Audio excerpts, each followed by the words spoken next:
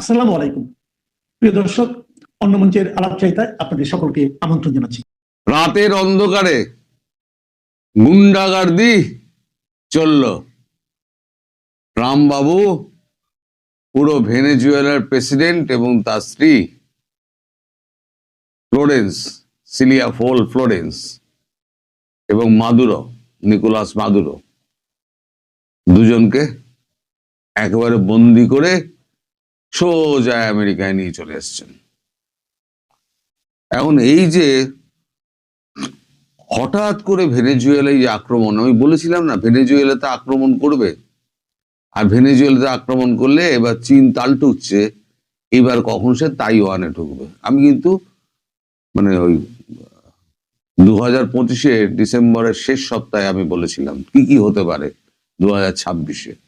তা 2026-এর শুরুতেই শুরু হয়ে গেল। তবে এই যে গুন্ডাগার্দি এইটা যে চলবে সেটা কিন্তু আমি বুঝতে পারিনি। তার আগে বম্বিং হয়েছে, বম্বিং হয়ে একেবারে নেভি সিল পাঠিয়ে তার স্ত্রী এবং মাদুরো এবং তার স্ত্রী ফ্লোরেন্সকে তুলে নিয়ে চলে এসছেন। এখন এই সাধারণ চোখে যদি আপনারা দেখেন তাহলে আপনাদের সব যা বলা হচ্ছে যে তেল এক কারণ, আর দুই হচ্ছে মাদক। তেল তো অবশ্যই, তেলটা একটা বড় ঘটনা অবশ্যই এখানে জুড়ে আছে, তার সঙ্গে মাদকের যে ব্যাপারটা সেটা একেবারে পুরো ডাহা মিথ্যে কথা।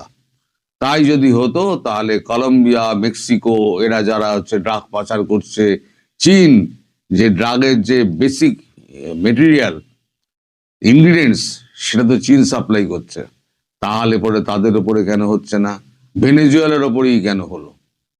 এবার এর কূটনৈতিক ব্যাপারটা এবার আপনাদের বলি। এটা হলো গিয়ে আপনার সামনে যা দেখানো হচ্ছে সেটা হচ্ছে মুখোশ, কূটনৈতিক ব্যাপারটা সেটা হচ্ছে অন্য জিনিস।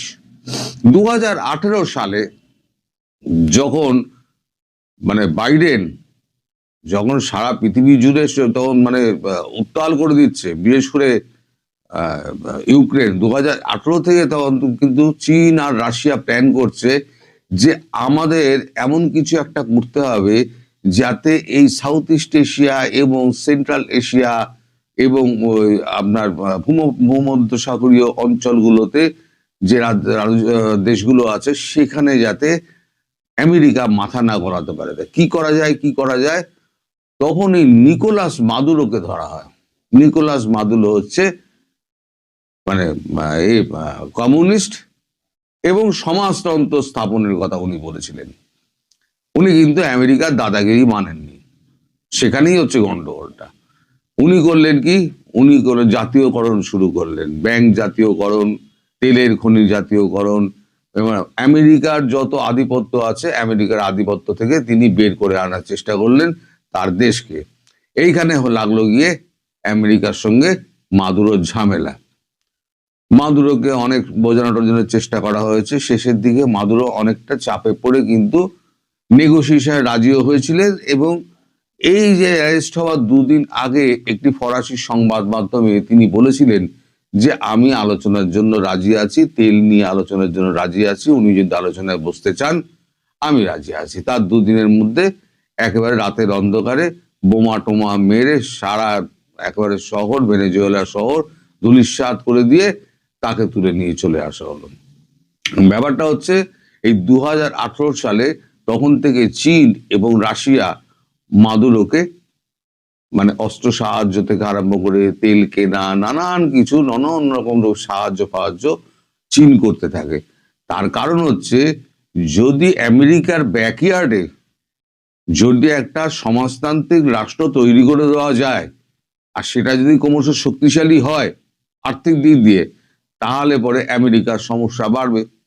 কারণ 1 থেকে 2, 2 থেকে 3, 3 থেকে 4, তাহলে আমেরিকার ওখানে শক্তি খর্ব হবে, আমেরিকার দাদাগিরি চলবে না। এই যে চীন আর রাশিয়ার যে খেলাটা, এই খেলাটা কিন্তু আমেরিকা ধরে ফেলেছে যে এরা দুজনে হচ্ছে আসল কালপিট এই মাদুরোকে এখন এই তোল্লা দেওয়ার জন্য। এখন তিনি কিন্তু চীন আর রাশিয়ার ওপরে কোনো অ্যাকশন নিতে পারবেন না, ভারতের মধ্যে নেই, কিন্তু ভারতও তার লক্ষ্যের মধ্যে আছে। কিন্তু বাধা কোথায় হলো? বাধা হলো পরমাণু শক্তি। পরমাণু শক্তিধর দেশ যেগুলো আছে সেগুলো সম্পর্কে কিন্তু আমেরিকা কিন্তু কোনো কথা বলে না, কোনো রকম মস্তানি সেখানে চলবে না। আপনি নর্থ কোরিয়ার দিকে দেখুন, পাগলা কিম জং উন আছে, কখন যে বোতামটা টিপে দেবে এসআরএমবির একেবারে ধূলিসাৎ হয়ে যাবে। মাঝে আপনারা দেখেছিলেন যে ভারত একটা মেসেজ দিয়েছিল, 10,500 কিলোমিটার নোটাম জারি করে একটা মিসাইল ছুঁড়েছিল। আসলে ওটা আপনি তখন বলেছিলেন ওটা হচ্ছে একটা সংকেত দেওয়া, বার্তা দেওয়া।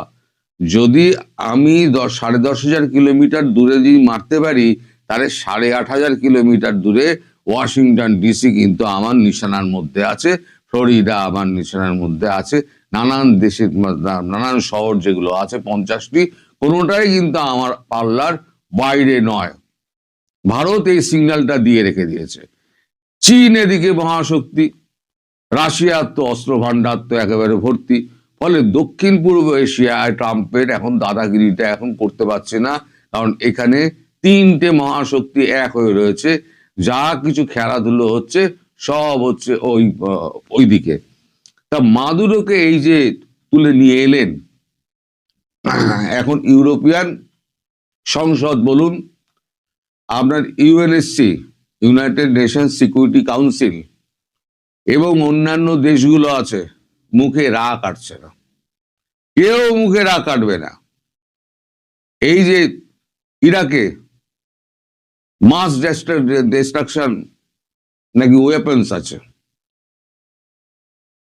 পুরো ঢুকে ইরাককে শেষ করে দিল, এবং ইরাকে যে সাদ্দাম হোসেন তাকে ফাঁসিতে লটকে দিল।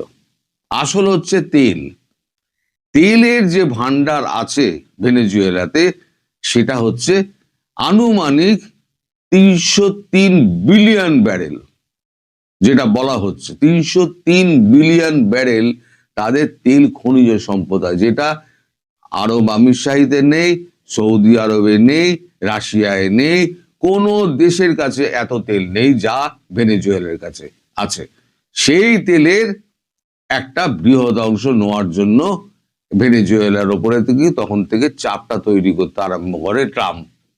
ট্রাম্প চেনে পয়সা, আরে তারপর নিজের পকেটে না আসুক, দেশের পকেটে তো আসবে। তাহলে পরে এই যে 37 ট্রিলিয়ন ডলারকে এখন তো 40 ট্রিলিয়ন ডলার পৌঁছে গেছে যে ধারটা, সেই ধারটা 2 ট্রিলিয়ন ডলার হলেও তো কমবে। তাহলে তো উনিও বলতে পারবেন যে আমি কিছু করেছি। এইবার একটা বিজয় উনি চাইছিলেন, উনি তো কোথাও বিজয় পাচ্ছিলেন না। উনি তো নিজের স্বীকৃতি পাওয়ার জন্য উনি কম চেষ্টা করেননি। ভারতবর্ষে পাকিস্তানের যুদ্ধ থামানোর ওই মিথ্যা বিবৃতি 30 বার 40 বার দিয়েও তিনি সারা পৃথিবীকে বোঝাতে পারেননি। ভারতের একটা বিবৃতি সব কাত করে দিয়েছে। এরপর রাশিয়া ইউক্রেন, সেখানেও তিনি সমাধান করতে পারেননি। মানে যেখানে যেখানে হাত দিয়েছেন সেখানে তিনি হাত পুড়িয়েছেন। ইরানের রেজিম চেঞ্জটা উনি করেছেন, সাকসেসফুলি রেজিম চেঞ্জটা করেছেন, একটা যুদ্ধ আটকেছে। কিন্তু আয়াতুল্লাহ খামেনি তিনি যদি পালিয়ে যান, সেক্ষেত্রে ইরানে একটা গৃহযুদ্ধের সৃষ্টি হবে, সেটা আর একটা সিরিয়া মতো হতে পারে। এখন এই যে ট্রাম্প যেটা করে বেড়াচ্ছেন, সারা পৃথিবী কিন্তু চুপ, এবং ট্রাম্প যেটা করছেন সেটা কিন্তু খুব ভেবে চিন্তে করছেন। কারণ সবসময় এরা না একটা রাস্তা খোঁজে, যে বেরিয়ে যাওয়ার রাস্তা খোঁজে। যে দায়টা কি চাপানো হয়েছে? দায় চাপানো হয়েছে আমার যুব সমাজ মানে এই রসাতলে চলে যাচ্ছে এই নেশার বস্তুর জন্য। আর নেশার বস্তু দিচ্ছে কে? নেশার বস্তু দিচ্ছে ভেনেজুয়েলা। মেক্সিকো আর এর দাম কিন্তু তোলেনি। তো যাই হোক, এখন যখন ক্ষমতা থেকে সরে যাবে, ট্রাম্প তো একদিন ক্ষমতা থেকে সরে যাবেন, তখন তার নামে যখন মামলা পাতিগুলো যখন শুরু হবে, তখন ট্রাম্প বলবেন আমি তো নিজের জন্য কিছু করিনি, আমি যেটা করেছি দেশের স্বার্থে করেছি, আমার যুব সমাজকে মূল স্রোতে ফিরিয়ে আনার জন্য, আমি ড্রাগ বন্ধ করার জন্য আমি এটা করেছি বলে মামলা থেকে খালাস পেয়ে যাবে।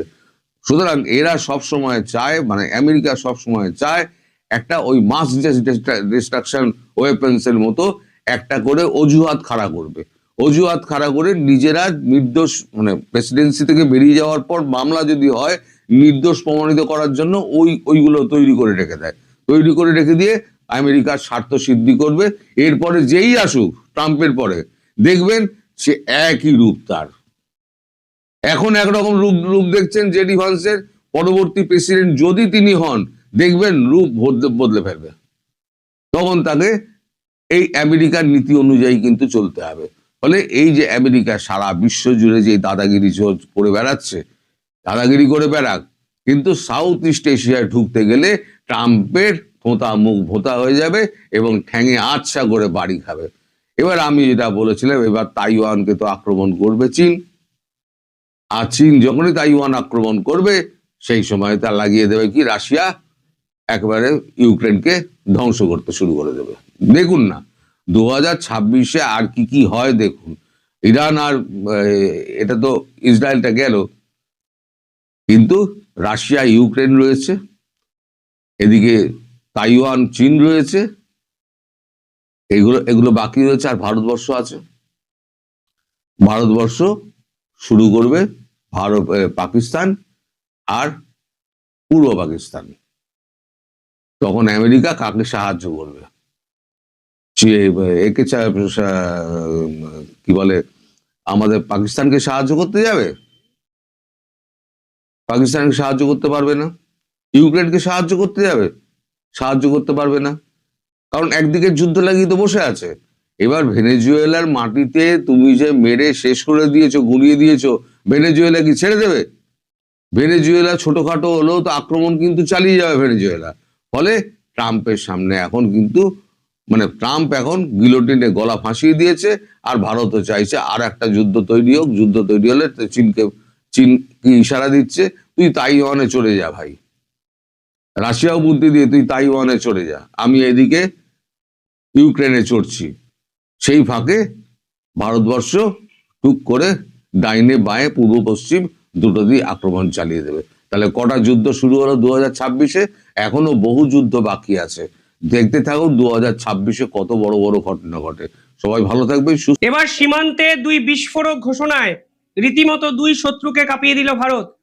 প্রথম ঘোষণাটি এসেছে সেভেন সিস্টার্সকে কেন্দ্র করে, যেখানে ভারতের নিজস্ব যে এয়ারফোর্সের ঘাঁটি আছে তা কিন্তু আগের থেকে অনেক বেশি শক্তিশালী করার পরিকল্পনা ভারত সরকার এবার করলো। আসামের তেজপুরে এয়ারফোর্স স্টেশন, এটিকে আপগ্রেড করা হচ্ছে ভারতের পক্ষ থেকে। এই তেজপুর এয়ারফোর্স স্টেশনকে কিন্তু অত্যন্ত স্ট্র্যাটেজিক একটি পয়েন্ট হিসাবে মান্যতা দেন এক্সপার্টরা, এবং এবার এই আপগ্রেডেশনের মাধ্যমে বুঝিয়ে দেওয়া হচ্ছে যে বাংলাদেশ সীমান্তে কোনো রকম ফাঁকফোকর ভারত সরকার রাখতে চাইছে না। এবং তেজপুর এই পার্টিকুলার এয়ারফোর্স স্টেশনটির জিওগ্রাফিক্যাল অবস্থানটা যদি দেখেন তাহলে দেখবেন এই সেভেন সিস্টার্সে যতগুলো সেনাঘাঁটি কিংবা বায়ুসেনা ঘাঁটি আছে সেগুলোর সঙ্গে কানেক্টিভিটির জন্য অত্যন্ত প্রয়োজনীয় একটি জায়গা হলো এই তেজপুর এয়ারফোর্স স্টেশন। এবং এটিকে এবার নতুন করে আপগ্রেড করা হচ্ছে, যা একটা জিনিস পরিষ্কার করে দেয় যে সাম্প্রতিক সময়ে ধারাবাহিকভাবে বাংলাদেশ থেকে যে থ্রেট সেভেন সিস্টার্সকে কেন্দ্র করে এসছে তা কিন্তু শক্ত হাতে মোকাবিলা করতে চাইছে ভারতের সামরিক শক্তি। সরকার বলছে যে পার্টিকুলার ওই এয়ারফোর্স স্টেশনের জন্য অতিরিক্ত 382.82 অর্থাৎ 382.82 একর জমিকে স্যাংশন করা হয়েছে। সেখানে নতুন রানওয়ে তৈরি হয়েছে এবং বিভিন্ন ক্ষেত্রে এও তথ্য সামনে এসছে যে নতুনভাবে 100টির বেশি এয়ারক্রাফটকে হ্যাঙ্গারে ঝুলিয়ে রাখার জন্য নতুন অডিটোরিয়াম তৈরি করা হচ্ছে। অর্থাৎ তেজপুর ঘাঁটি হতে চলেছে ভারতের সর্বোৎকৃষ্ট মানের এয়ারফোর্স স্টেশন, যেখান থেকে ভারতের বাকি সেভেন সিস্টার্সের যে বায়ুসেনা ঘাঁটি বা সেনা ঘাঁটিগুলো আছে সেখানে খুব সহজে কানেক্টিভিটি তৈরি করা যাবে এবং চাইলেই এয়ারফোর্স যে অফিসাররা আছেন তারা এয়ারক্রাফট নিয়ে সীমান্তবর্তী জায়গায় উড়ে যেতে পারবেন। এই পার্টিকুলার জায়গাটিতে লজিস্টিক এবং মেনটেনেন্স ফেসিলিটি নতুন করে তৈরি করা হচ্ছে, নিউ জেনারেশন সেন্সার এখানে অ্যাডাপ্ট করার চেষ্টা করা হচ্ছে এবং বিভিন্ন অস্ত্র সিস্টেম, ভারতের যত অস্ত্র সিস্টেম আছে মানে ব্রহ্মাস্ত্রের মতো যে মিসাইলগুলো আছে তারও ডিপ্লয়মেন্ট কিন্তু এই আসামের তেজপুর এয়ারফোর্স স্টেশনে ভারত সরকার করতে শুরু করেছে। দেখুন, আসামের তেজপুরকে নিয়ে এত পরিকল্পনা এর আগে ভারত কিন্তু করেনি। ঠিক 15 দিন আগে ভারত কিন্তু মিজোরামের একটি মিলিটারি বেস তৈরি করতে চেয়েছে, এবং তার কিন্তু অফিসিয়াল প্রসিডিওরও শুরু হয়ে গেছে। ফলে একটা সেনাঘাঁটি হচ্ছে মিজোরামে, অন্যটি হচ্ছে আসামের তেজপুরে। এবং আপনারা বুঝতে পারছেন যা হচ্ছে সব উত্তর পূর্ব দিকে, শুধুমাত্র পূর্ব দিকে গজিয়ে ওঠা হঠাৎ করে এক শত্রুকে কেন্দ্র করে। এবং ভারত এই ধরনের অ্যাগ্রেশন দেখাবে তা কিন্তু আনএক্সপেক্টেড, অন্তত আন্তর্জাতিক স্তরের কাছে ছিল। কারণ বাংলাদেশকে নিয়ে এত সিরিয়াসলি ভারত এবার ভাবতে শুরু করেছে, যা বাংলাদেশের ভবিষ্যতের জন্য যথেষ্ট উদ্বেগজনক, তা কিন্তু এক্সপার্টরা বলছেন। পাশাপাশি এই পুরো বিষয়টিকে নিয়ে এয়ার মার্শাল ডি.কে. পট্টনায়ক, যিনি ইস্টার্ন এয়ার কমান্ডের চিফ, তিনি বলতে চেয়েছেন যে এই তেজপুর হলো এমন একটি গুরুত্বপূর্ণ এয়ারফোর্সের ঘাঁটি যা ভারতবর্ষের পূর্ব যে সীমান্ত আছে সেটাকে সিল্ড করে দিতে পারে, লক করে দিতে পারে। অর্থাৎ শত্রুরা চাইলেও ভারতের উত্তর পূর্ব তার ঢুকতে পারবে না। পাকিস্তান কিন্তু বারবার হুঁশিয়ারি দিয়েছে যে তারা বাংলাদেশের দিক থেকে, ভারতের পূর্ব দিক থেকে ভারতকে আক্রমণ করবে। এক্ষেত্রে ভারত যদি এই ধরনের স্ট্র্যাটেজিক্যাল একটা চেঞ্জ তাদের নিজস্ব এয়ারফোর্সকে কেন্দ্র করে নেয়, তা যে পাকিস্তান এবং বাংলাদেশের কাছেও অশনি সংকেত, তা হয়তো আপনারা বুঝতে পারছেন। এই ইস্টার্ন কমান্ডার চিফ তিনি বলছেন এই অঞ্চলে যত এয়ারফিল্ডস আছে বা চিকেন স্নেকে যত এয়ারফিল্ডস আছে, সেইগুলো এলওসি থেকে 150 থেকে 200 কিলোমিটার দূরে এতদিন অবস্থিত ছিল। এবং এই পার্টিকুলার তেজপুর সেনাঘাঁটিটি বা বিমান ঘাঁটিটি তা কিন্তু এলওসির অত্যন্ত ক্লোজড একটা জায়গায় গিয়ে যাবে। এবং এই পার্টিকুলার সেনাঘাঁটিটিকে কেন্দ্র করেই বাকি যে এয়ারফিল্ডস গুলো আছে সেগুলোর কানেকশন বিল্ড আপ করা সম্ভব হবে। পাশাপাশি এখানে বলা হচ্ছে এয়ারফোর্সের যে ফিল্ডস আছে সেগুলোর কানেক্টিভিটি চেন কিন্তু মেনটেন করবে তেজপুর। অর্থাৎ বুঝতেই পারছেন, যখন যেখানে প্রয়োজন সেখানে কিন্তু এয়ারক্রাফট উড়ে যাবে, ব্রহ্মস্ত্র মিসাইল উড়ে যাবে, এয়ারক্রাফট ক্যারিয়ার এই অঞ্চলে মজুত করা থাকবে, একাধিক ট্যাঙ্ক এই অঞ্চলে মজুত করা থাকবে। অর্থাৎ পাওয়ার অফ অল এয়ারফিল্ডস এর নিউক্লিয়াস হতে চলেছে এই আসামে তেজপুর, যা নিঃসন্দেহে বড়সড় ঘোষণা ভারতের পক্ষ থেকে। এবং এটি এমন একটা জায়গায় অবস্থিত, ইম্পর্টেন্ট বিষয়, যে শত্রুরা চাইলেও এখানে ঢুকতে পারবে না বা ঢুকলেও এখান থেকে বেরোতে পারবে না, কারণ এর জিওগ্রাফিক্যাল লোকেশনটাই এতটা ইম্পর্টেন্ট, এতটা ভারতের সাপেক্ষে সুন্দর বা ইউজফুল, যে স্ট্র্যাটেজিক ডেপথ অটোমেটিকলি কিন্তু বেড়ে যাচ্ছে। এবং ভারত সরকার কিন্তু খোলা হাতে এখানে ইনভেস্ট করতে শুরু করে দিয়েছে। এই তেজপুর দুদিন আগে সংবাদের শিরোনামে এসেছিল সীমান্ত সুরক্ষার একটি খবরকে কেন্দ্র করে। এই তেজপুর থেকে আমরা পাকিস্তানের স্পাইকে কিন্তু ধরেছিলাম, যে খবর আন্তর্জাতিক স্তরকেও চমকে দিয়েছিল, যে স্পাই এবার ধরা পড়েছে তিনি রিটায়ার্ড এয়ারফোর্সের অফিসারই ছিলেন। অর্থাৎ বুঝতে পারছেন ভারত সরকার কেন এই পরিকল্পনা করতে শুরু করে দিয়েছে। কারণ তেজপুর অব্দি পাকিস্তানের আইএসআই তাদের ম্যান টু ম্যান মার্কিং করতে শুরু করে দিয়েছে এবং এই সকল গুপ্তচরকে ডিপ্লয় করতে শুরু করেছে। কিছুদিন আগে যে খবর এসেছিল সেখানে বলা হচ্ছিল রিটায়ার্ড এয়ারফোর্সের অফিসার সহ আরো 3 জনকে এখানে আটক করা হয়। এবং একজন ছিলেন জুনিয়র এয়ারফোর্সের অফিসার, যিনি 2002 সালে রিটায়ার করেছিলেন, যার নাম কুলেন্দ্র শর্মা। পরবর্তীকালে তিনি তেজপুর ইউনিভার্সিটিতে ইলেকট্রনিক সায়েন্সের প্রফেসর হয়ে গেছিলেন। এবং এই পার্টিকুলার ব্যক্তি কিন্তু দিনের পর দিন বিদেশি শক্তিকে এখানে এয়ারফোর্সের ডিপ্লয়কে কেন্দ্র করে একাধিক তথ্য সরবরাহ করেছেন। এই প্রমাণ কিন্তু ভারতের গোয়েন্দারা পেয়েছেন। কিভাবে করলেন? এই ব্যক্তির সঙ্গে সোশ্যাল নেটওয়ার্কে এক পাকিস্তানের মহিলার আলাপ হয় এবং সেই পুরনো হানি ট্র্যাপ পাকিস্তানের মহিলাকে কাজে লাগিয়ে এই অঞ্চলের যাবতীয় নকশা অন্য দেশে চলে গেছে। এবং আপনারা বুঝতে পারছেন, যা সরাসরি জাতীয় সুরক্ষার সঙ্গে বেইমানি করা, এবং এই ব্যক্তিকে কিন্তু আটক করা হয়। পরবর্তীকালে এক মহিলাকেও গ্রেফতার করা হয়েছে একদম তেজপুরের এই পার্টিকুলার রিজন থেকে, যার নাম জ্যোতিকা কলিতা। তিনি আবার পাকিস্তানের এক অফিসারকে বিয়ে করেন এবং পাকিস্তানের সেই নাগরিক এখন বিদেশে থাকলেও সেই পাকিস্তানের নাগরিক বিদেশ থেকে বসে তার স্ত্রীকে কাজে লাগিয়ে ভারতের এই অঞ্চলের এয়ারফোর্সের ডিপ্লয়মেন্ট এবং একাধিক গুরুত্বপূর্ণ তথ্য দিনের পর দিন নিয়ে গেছেন। তদন্তকারী অফিসাররা পুরো ঘটনায় কিন্তু তাজ্জব হয়ে যায়। তারা কিন্তু ভাবতেই পারেননি যে 7 সিস্টার্স অঞ্চলে গুপ্তচরের থাবা এইভাবে বসতে পারে। এবং একজন নয়, 4 জনকে কিন্তু আটক করা হয় গোয়েন্দাদের পক্ষ থেকে, যার মধ্যে 2 জন সরাসরি ভারতের এয়ারফোর্সের রিটায়ার্ড অফিসার। অর্থাৎ তারা যা জানেন সাধারণ মানুষের জানা তার সম্ভব নয়। শুধু তাই নয়, ভারত কিন্তু পাকিস্তান সীমান্ততেও একটি নতুন মিলিটারি বেসের ঘোষণা করে দিয়েছে। এবং যে বেসটি ঘোষণা করা হয়েছে তা হলো রাজস্থানে। ইম্পর্টেন্ট বিষয় হলো এই এতদিন অব্দি রাজস্থানে 6টি বেস ছিল, এটি কিন্তু রাজস্থানে প্রায় 7 নম্বর বেস হতে চলেছে। এই বেসটি তৈরি হচ্ছে শ্রী গঙ্গানগরপুরে এবং ভারতের সেনাবাহিনীর পক্ষ থেকে বলা হচ্ছে এটি একটি ফরওয়ার্ড মিলিটারি বেস, অর্থাৎ এই প্রথমবার ভারত অ্যাপ্রোচটি হলো অফেন্সিভ অ্যাপ্রোচ, যে ফরওয়ার্ডে যাবে, যুদ্ধ করার জন্য ইউজফুল হবে এইরকম একটি বেস।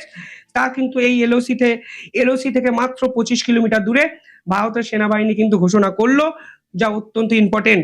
দেখুন, এর আগে বিভিন্ন বেস রাজস্থানে ছিল, যোধপুরে ছিল, নাইকে ছিল, উত্তরিয়ালে ছিল, সুরাতগড়ে ছিল, কিন্তু এই ধরনের অফেন্সিভ বেস কিন্তু রাজস্থানে ছিল না। কিন্তু এই প্রথমবারের জন্য এই ধরনের অফেন্সিভ বেস, যা ফরওয়ার্ড অফেন্সিভ বেস হিসাবে ভারত সরকার কিন্তু প্রমোট করেছে। ইম্পর্টেন্ট বিষয় আরো আছে। 26শে ডিসেম্বর 2025 এই অঞ্চলে যখন জমি অ্যাকুইজিশন পর্ব চলে, তখন সাধারণ মানুষরা সেই বিহারের কিষানগঞ্জের ঢঙে আন্দোলন করতে শুরু করে যে তারা সেনাঘাঁটি তৈরির জন্য কিছুতেই জমি দেবে না। পুরো বিষয়টা কিন্তু গিয়ে পৌঁছায় আদালতে, এবং এখানে আদালতের বিচারপতি জাস্টিস ডক্টর নুপুর ভাট্টি তিনি একটি অসাধারণ জাজমেন্ট দেন। তিনি বলেন, নিরাপত্তা এবং জাতীয় স্বার্থকে কোনো অবস্থাতেই অগ্রাহ্য করা যাবে না এবং ন্যাশনাল সিকিউরিটি এবং স্ট্র্যাটেজিক ইম্পর্টেন্ট এই অঞ্চলে অনেক বেশি প্রয়োজন। ফলে জমি সংক্রান্ত কোনো লিগাল ইস্যুই ন্যাশনাল সিকিউরিটি থেকে বড় হতে পারে না। ফলে সেনাবাহিনী এখানে চাইলেই সেনাঘাঁটি তৈরি করতে পারবেন এবং জাতীয় সুরক্ষাকে বজায় রাখার অধিকার সরকারের আছে, সেনাঘাঁটির আছে। আমাদের সাধারণ নাগরিক হিসাবে, ভারতবাসী হিসাবে সকলকে সেনাবাহিনীকে সহায়তা করতে হবে। অত্যন্ত গুরুত্বপূর্ণ কিছু অবজারভেশন, কিছু অর্ডার এখানে বিচারপতি ভাট্টি দিয়েছেন। কিন্তু প্রশ্ন হলো, কিষানগঞ্জের পর রাজস্থানেও সেনাঘাঁটি তৈরি করতে গিয়ে বারবার যদি ভারতীয়রাই আদালত অব্দি দৌড়ে যান, তাহলে সেনাবাহিনী কি করবে? সেনাবাহিনী তো যে কোনো জায়গায় সেনাঘাঁটি তৈরি করতে পারে না। মানে যারা চাষের জমিতে সেনাঘাঁটি তৈরি হতে দেব না বলে আন্দোলন করছেন বা আন্দোলন করতে এদের পিছন থেকে কেউ উস্কাচ্ছে, তাদের এটা বুঝতে হবে যে সেনাঘাঁটি সেখানেই তৈরি হয় যেখানে স্ট্র্যাটেজিক্যাল ইম্পর্টেন্স সব থেকে বেশি, যেখানে প্রয়োজন, যেখানে আমাদের শত্রুদের আক্রমণ করার জায়গাটা খুলে যায়। কিন্তু যে কোনো জায়গায় কিন্তু আমরা সেনাঘাঁটি তৈরি করতে পারবো না। ফলে আদালত অব্দি দৌড়াতে হলো। এক্ষেত্রে বিচারপতি নির্দেশ দিয়েছেন সেনাঘাঁটি হচ্ছেই একদিকে পাকিস্তান থেকে 25 কিলোমিটার দূরে, অন্যটি বাংলাদেশ থেকে 50 কিলোমিটার দূরে। যুদ্ধ শুরুর আগেই যুদ্ধের দামামা বাজিয়ে দিল সেনাঘাঁটি। লড়লে সামনে থেকে লড়, মাইকের সামনে দাঁড়িয়ে 7 সিস্টার্স নিয়ে এরকম ফাটকা আওয়াজ দিস না, তাতে পল্টু মস্তানদের মতোই শোনাতে লাগে। সেনাবাহিনী আসলে কি জিনিস ভারত আন্তর্জাতিক স্তরে বারবার বুঝিয়েছে। 1965, 1971, কার্গিল, দরকার হলে 2026-এও বোঝাবে। কিন্তু ফুটো মস্তানদের মতো আওয়াজ ভারত সহ্য করবে না, তা ভারত কিন্তু ফের বুঝিয়ে দিল কালকে। কিভাবে দেখছেন আপনারা পুরো বিষয়টি কমেন্টে জানাবেন।